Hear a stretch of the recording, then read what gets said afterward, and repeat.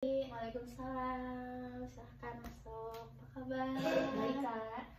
Oke, di sini ada 3 buah kursi. Kakak pilih satu kursi di mana ketika kakak duduk di situ ngerasa nyaman. Mungkin saya mau yang di sebelah sini aja, Kak. Baik, silahkan. Izin duduk ya. Iya. Di sini ada 2 kursi lagi. Menurut Teteh, kira-kira biar saya terlihat nyaman duduknya di sebelah mana? Mungkin di sini juga boleh. Oke. Biar nggak terlalu awkward. Apakah posisi duduk saya sudah terlihat nyaman? Sudah. Baik. Sebelumnya terima kasih kakak sudah berkenan hadir di sesi konseling hari ini. Meskipun kita sudah saling kenal ya, kita perkenalan kembali ya. Mau dari saya apa dari kakak? Mungkin dari kakaknya dulu. Oke. Perkenalkan, saya Dewi Yulianti dari Universitas Muhammadiyah Tasikmalaya. Mungkin ada yang ingin ditanyakan? Mungkin kakaknya ini sekarang bertugas untuk apa? Mungkin Penelitian. sekarang ya untuk penelitian, dan ini adalah tugas akhir semester gitu. Mungkin dari saya Aulia Rahmalika Ya, beserta apa lagi mungkin yang harus ditambah? Kesibukannya akhir-akhir ini. Mungkin sekarang tuh lagi memikirkan, kan semakin atas tuh harus menentukan jurusan pilihan. Ya. Kan kalau sebelumnya masih mata kuliah yang induk-induknya saja, belum ke pokoknya. Nah sekarang harus mulai memikirkan nanti tuh ke depannya kita harus fokus ke jurusan yang mana. Oh gitu. iya, jadi lagi memikirkan nantinya mau kemana gitu. Iya. Oke. Sebelumnya apakah kakak ini udah pernah mengikuti sesi konseling? Belum kebetulan, Kak. Oke, saya jelaskan sedikit ya mengenai konseling. Jadi konseling itu adalah proses layanan bantuan yang diberikan konselor, yaitu saya, kepada konseli, yaitu kakak sendiri, untuk membantu dalam menyelesaikan masalah yang sedang Teteh hadapi sekarang ini. Seperti itu. Kemudian saya juga mau minta izin untuk mencatat dalam sesi konseling ini. Apakah diperbolehkan? Boleh. Dan saya juga mau minta izin untuk merekam aktivitas sesi konseling kita sebagai bukti bahwasanya kita sudah melakukan sesi konseling, dan nantinya akan diberikan kepada dosen saya. Apakah diperbolehkan? Boleh banget, Kak. Baik. Nah, kemudian sebelum memasuki sesi konseling, ada beberapa informasi yang harus saya sampaikan mengenai asas. Yang pertama ada asas kerahasiaan, di mana sesi konseling kita ini bersifat rahasia. Makanya tadi saya meminta izin apakah diperbolehkan orang lain tahu. Nah, jadi apapun yang kakak ceritakan pada saya akan menjaga kerahasiaannya. Kemudian ada asas kesukarelaan, di mana kakak ini bercerita tanpa adanya keterpaksaan gitu. Dan kemudian juga ada asas keterbukaan, di mana kakak itu terbuka gitu pada saya juga terbuka kepada Teteh.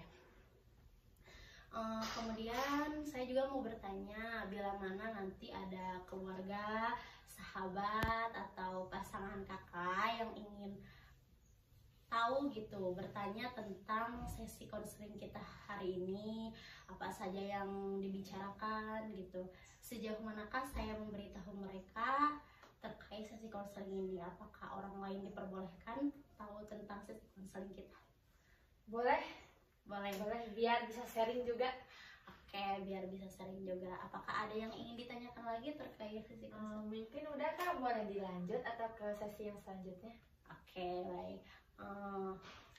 Jika tidak ada pertanyaan lagi, kita masuk ke sesi konseling. Saya mau bertanya nih, apa sih yang membuat Teteh memutuskan untuk melakukan konseling gitu? Boleh ceritakan? Jadi aku tuh ngerasa kalau misal di lingkup ruangan yang umum, misal di perkuliahan gitu, saya tuh suka merasa cemas gitu kalau misal lagi berhadapan dengan orang-orang. Contohnya dalam diskusi atau presentasi, suka merasa cemas, takut ngerasa emang saya bisa seperti orang lain, berpikir seperti orang lain gitu. Suka ngerasa cemas, jadinya malah kita dipendam sendiri kan pikiran kita gitu. Apa yang kakak rasakan saat mengalami hal itu? Ya itu, jadi kita malah cemas sendiri kan. Ini kita harus diungkapkan apa enggak? Kalau diungkapkan takut salah. Jadinya kita mendam sendiri gitu, merasa lemah banget gitu, kita nggak percaya diri gitu. Kenapa? Kayak jadi Tete tuh ngerasa cemas ketika mau berbicara di depan banyak orang. Iya. Dan kakak juga malah membandingkan diri kakak sendiri dengan Iya, orang padahal lain. kan orang lain juga pasti ya yang penting percaya diri gitu. Iya, Kan nggak ada betul. salahnya kita mencoba. Jadi di sini tuh kakak tuh kurang percaya diri Iya. gitu. Kayak jadi masalah hal yang paling mengganggu Teteh itu sekarang kurang percaya diri. Iya, kurang percaya diri dan takut kurang wawasannya, kita nggak luas gitu. Oke. Apa yang kakak harapkan di sesi konseling kita hari ini?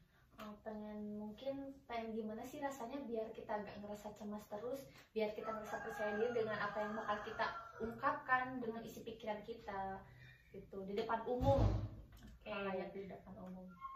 Menurut kakak percaya diri itu yang seperti apa? Percaya diri itu ketika kita bisa mengungkapkan apa yang kita pikirkan sih. Misalnya kita berpikir ini, ungkapkan aja, kan salah wajar, bisa ada Yes. yang membenarkan, tapi kita malah dipendam sendiri, yang mana malah cemas gitu. Gak bakal ada orang lain yang tahu malahan. Bener. Apakah ada lagi selain itu? Mungkin nanti juga orang lain ke kitanya mikir, ih dia gak bisa apa-apa gitu. Jadi kita udah dipandang gak bisa, udah cemas sendiri gitu. Jadi Teteh itu malah takut Down gitu. malah takut orang lain berkomentar bahwa Teteh itu gak bisa apa-apa. Iya. Gitu. Oke. Jadi tujuan awal di sini tuh ingin lebih percaya diri agar mampu bisa berinteraksi dengan orang lain di halayak umum gitu ya. Oke. Sebelumnya saya mau bertanya, mungkin pertanyaan ini sedikit aneh mungkin ya Teh. Teteh boleh duduk yang rileks ya. Kemudian tarik nafas panjang-panjang, hembuskan yang enjoy ya Teh. Kemudian bayangkan sehabis pulang dari sesi konseling ini, Teteh pulang ke rumah, kemudian tertidur. Kemudian di saat kata tidur itu terjadi sebuah keajaiban di mana masalah yang kakak hadapi sekarang ini tuntas karena keajaiban itu. Kemudian karena kakak tidak tahu apa-apa, di pagi hari kakak terbangun, apa yang terjadi dan dirasakan setelah itu? Mungkin itu juga bisa efek dari kita tenang, kita udah lega gitu, udah ceritakan misalnya, terus ngerasa kenapa kita nggak coba gitu sekarang. Jadi kalau pas misal ada lagi gitu, misal sesi kita diskusi apa, terungkapkan gara-gara kita yang tiba-tiba ada keajaiban tadi kan. Iya. Mungkin itu bisa jadi lega gitu kan kita. Lega ke kitanya juga. Oke. Apa yang kakak lakukan di pagi hari itu yang berbeda? Mungkin kita bisa lebih apa ya, contoh hal kecilnya, kalau misalnya pagi bertemu orang misal gitu kan, orang nanya ini gimana, misal kita bisa jawab itu gak sih, langsung refleks kan, biasanya kita pikir dulu ih takutnya gak enak gitu. Jadi yang penting kita percaya diri, ngomong ini tuh emang udah benar gitu. Jadi langsung percaya diri, ngomong aja gitu. Nggak ada salahnya kan kita ngomong Iya. apa adanya gitu. Dan juga lebih semangat juga Iya. gitu. Nggak cemas yang tadi, nggak udah mulai mudar gitu. Kemudian di pagi hari itu adakah yang melihat bahwa ada yang berbeda dari kakak ini? Mungkin tadi di cara kerja kitanya deh. Kalau misal orang lain pengen melihat, berarti kita juga harus dihadapi dengan yang kayak tadi, misal pas diskusi kita lebih mulai gencar sekarang. Nanti orang-orang, oh sekarang dia udah bisa percaya diri gitu. Iya. Berarti dia udah mulai berpikir, nggak ada salahnya kita berbicara gitu. Iya. Pas di rumah bisa mama atau ayah gitu. Yang pertama kali melihat perbedaan itu siapa? Diri kita sendiri gak sih? Iya, diri kita sendiri. Mungkin orang lain, Orang lain bisa, tapi kalau efeknya apa ya kalau misalnya kita udah mulai percaya diri, mungkin ke kitanya juga jadi happy mungkin.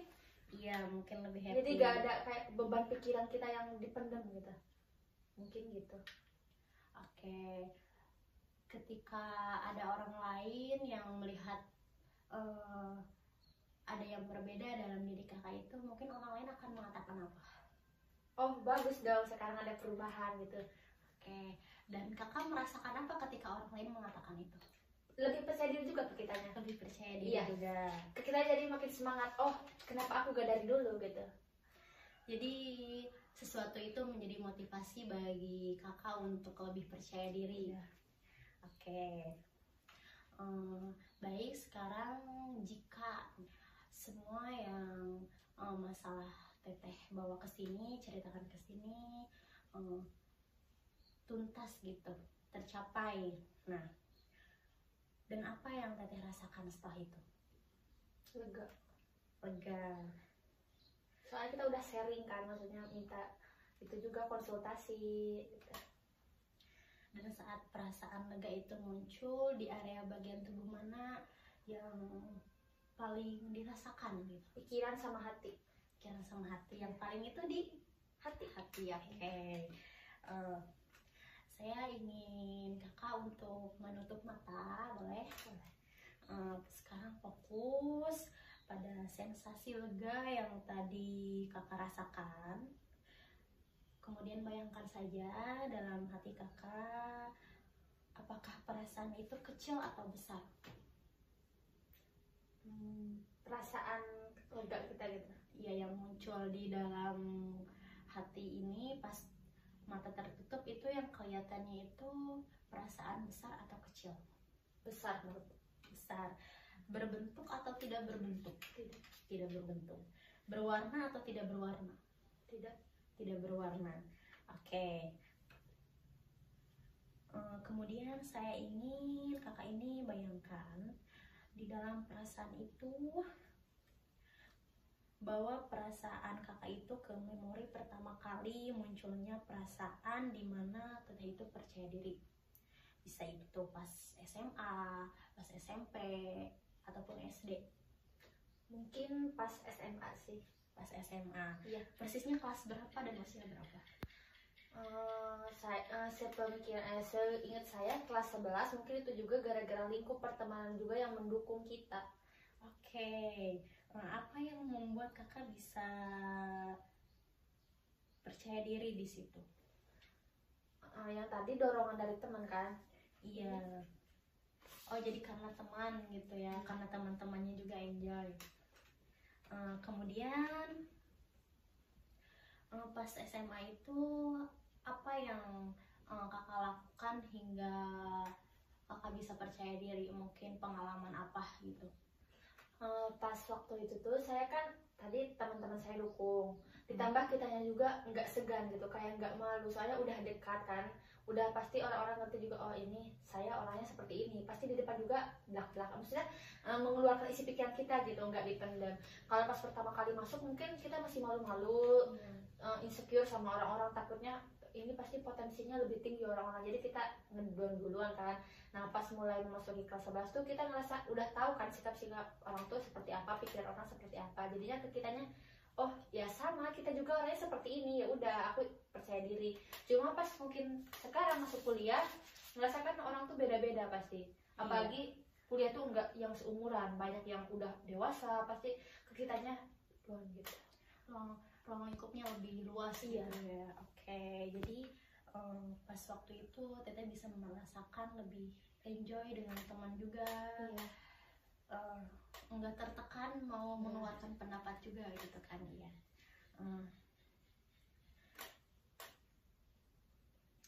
Ketika pada saat itu apa yang kakak rasakan bisa mampu gitu untuk bisa mengeluarkan pendapat? Mungkin pas dulu yang pertama kali kita percaya diri, Dulu kan kalau misal pembelajaran tuh ada yang misal guru nanya siapa yang bisa ke depan gitu misal. Nah kita ngerasa nggak ada salahnya nyoba kita ke depan. Dulu tuh percaya dirinya gitu. Kalau sekarang kayak pasti orang lain lebih bisa gitu. Bisa gitu Takutnya mikirnya. salah, malu kan kita udah dewasa itu. Jadi ngerasa kita tuh Minder gitu. Iya. Ngebandingin diri sendiri sama orang lain gitu. Oke. Apakah ada pengalaman lain? Udah sedikit lupa ya. Mungkin udah cukup segitu ya. Oke. Baik, seandainya nih ada skala 0 sampai 10 dan 0 itu dimana kakak itu merasa terpuruk dan 10 itu dimana kakak itu merasa bahwa kakak itu udah percaya diri banget gitu. Nah sekarang kakak ada di posisi berapa? 7. Baik, seandainya kakak ini mampu terbebas dari masalah, sudah hilang masalahnya, target kakak ini di skala berapa? 9 sih. 9. Nggak Oke. harus 10. Iya betul. Luar biasa sih, dari 0 sampai 7 itu lumayan jauh gitu ya. Bagaimana teteh bisa mampu mencapai angka 7?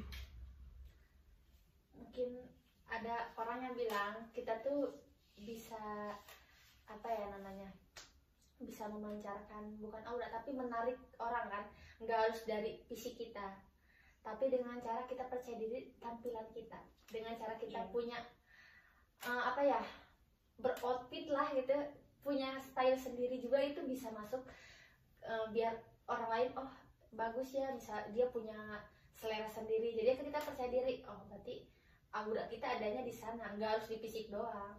Iya sih benar. Mungkin gara-gara itu aku ada lebih sedikit percaya diri lah, bisa pandai berstyle. Karena penampilan juga penting banget untuk percaya diri ya kan. Oke. Jadi sekarang kakak meyakini bahwa kakak itu sangat bisa gitu, mampu mencapai bahwa bisa lebih percaya diri di hadapan orang lain gitu ya.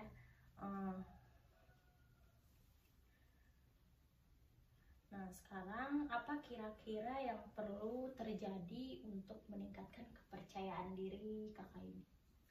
Harus sering itu sih, dorongan teman juga yang mendorong kita, kamu tuh harus percaya diri, terus kitanya sendiri juga harus harus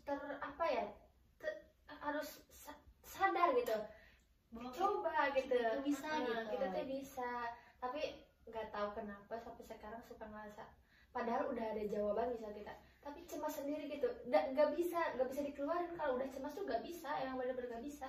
Iya benar sih. Malah gemeter gitu. Malah gemeter nantinya. Iya takut salah. Padahal kalau nantinya, padahal jawaban kita tuh benar ya kan. Suka apa sih namanya?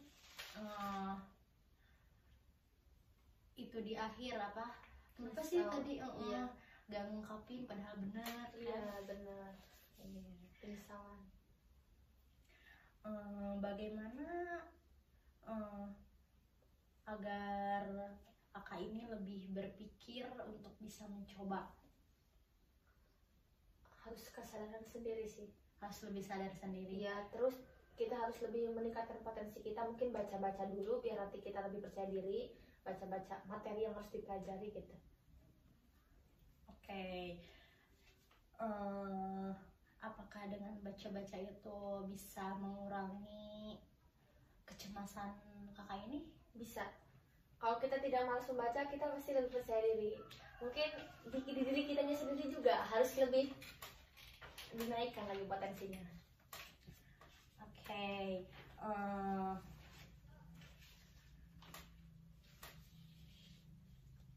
Kira-kira apalagi yang perlu terjadi agar bisa lebih percaya diri? Bergaul dengan orang yang emang udah paham sih.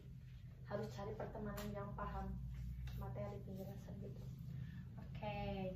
Bagaimana kakak melakukan itu? Dengan cara bergaul tadi mungkin kita harus, kalau misal kena orang lain nggak bisa mendekati kita, kenapa nggak kita duluan yang SKSD lah kalau sekarang zamannya.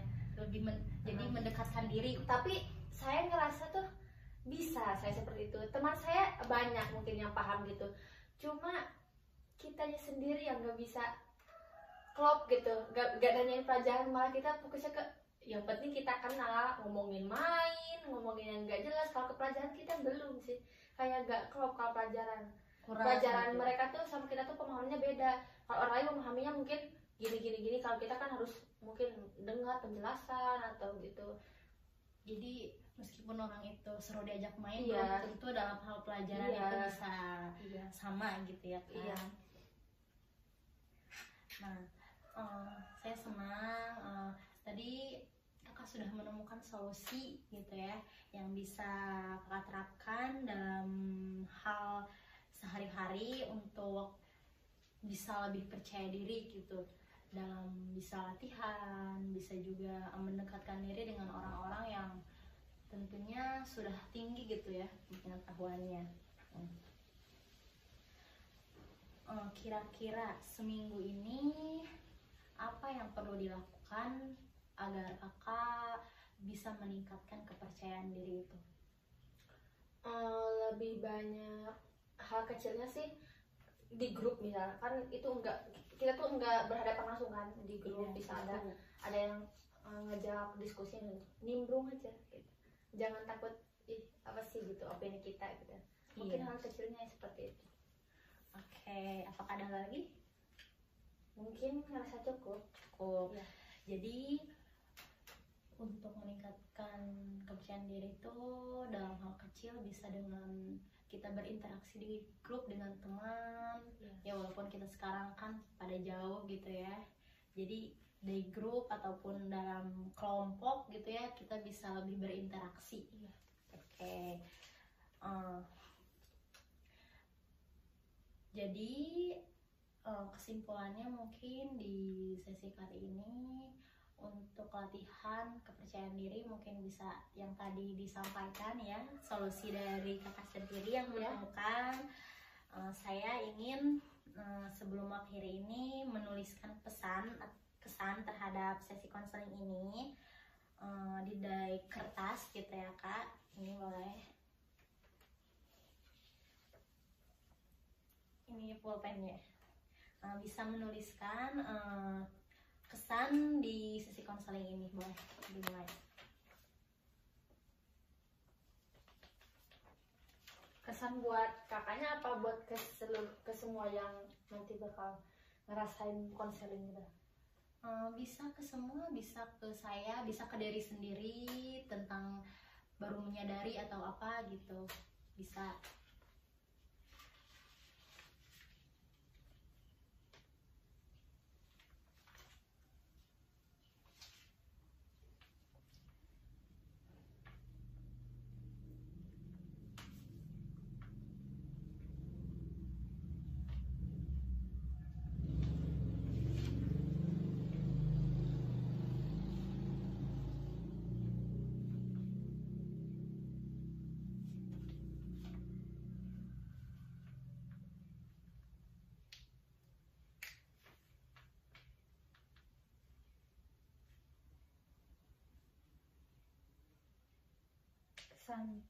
Hanya kesan? Iya udah. Oke. Boleh dipegang dulu, dan sekarang boleh bacakan apa yang ditulis oleh kakak. Oke, mungkin kesan dari saya tuh jangan ngerasa malu untuk mengungkapkan pikiran apa yang ada di pikiran kita, harus selalu terbuka demi kebaikan potensi diri sendiri. Oke. Saya juga mempunyai pesan ya.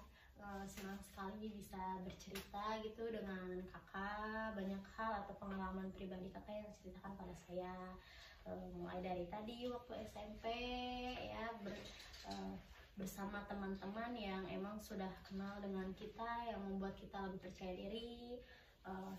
Kemudian juga kakak juga bisa menemukan solusi dari apa yang ada dalam permasalahan, sepertinya lebih mendekatkan diri atau lebih sadar pada diri sendiri, bergaul kan, lebih banyak berinteraksi. Nah, itu sangat luar biasa, dan saya juga ucapkan terima kasih untuk sesi konseling kita. Mungkin dicukupkan hal sekian ya. Untuk sesi kedua nanti saya ingin kakak laporkan perubahan yang terjadi, perubahan positif apa yang terjadi pada diri teteh nantinya pada sesi konseling berikutnya. Terima kasih. Terima kasih juga mungkin kepada kakaknya yang sudah bikin saya menjadi lega, mengungkapkan, padahal saya sendiri yang memberi alasan ya tadi. Iya. Harusnya saya seperti ini, mungkin tadi kakak juga membantu dalam sesi konseling ini. Oke. Ya, terima kasih juga kak. Saya permisi dulu ya. Assalamualaikum. Waalaikumsalam.